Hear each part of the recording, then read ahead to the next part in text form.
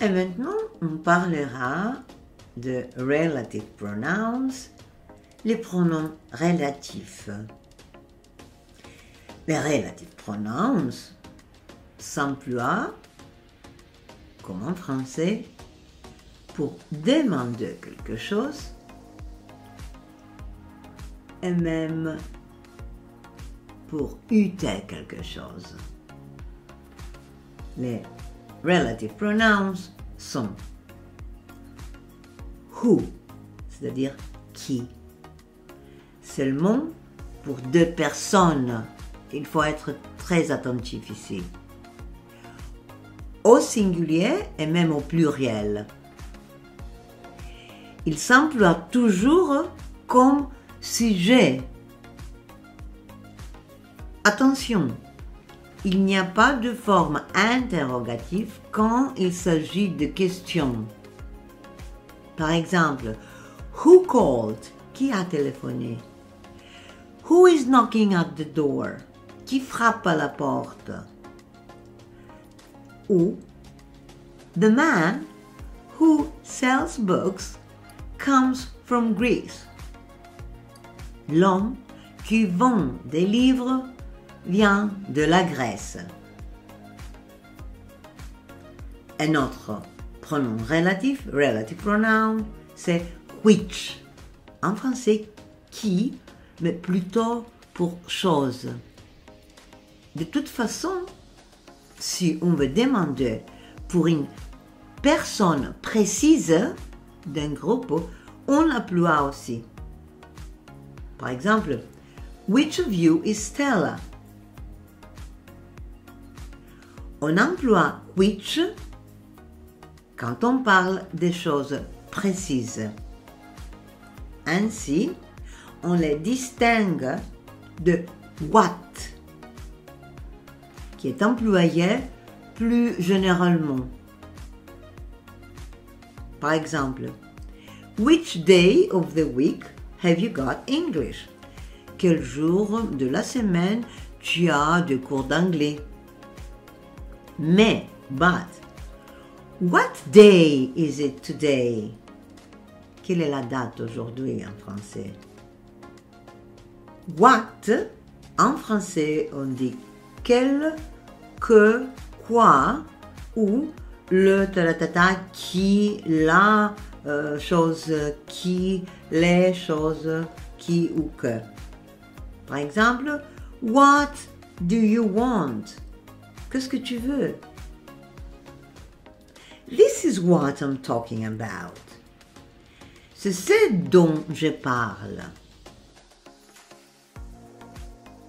Whose, dont, de qui est possessive, et même à l'interrogatif.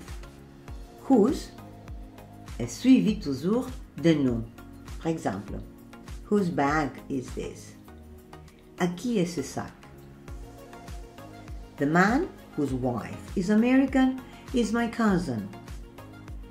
C'est-à-dire, l'homme dont la femme est américaine, c'est mon cousin. The building whose roof is green belongs to my grandpa. C'est-à-dire, l'immeuble dont le toit est vert appartient ou c'est à mon grand-père. Puis on a whom, qui peut souvent remplacer par who, pour une personne, qui. Whom peut être omis aussi. Whom did you see? Qui avez-vous vu?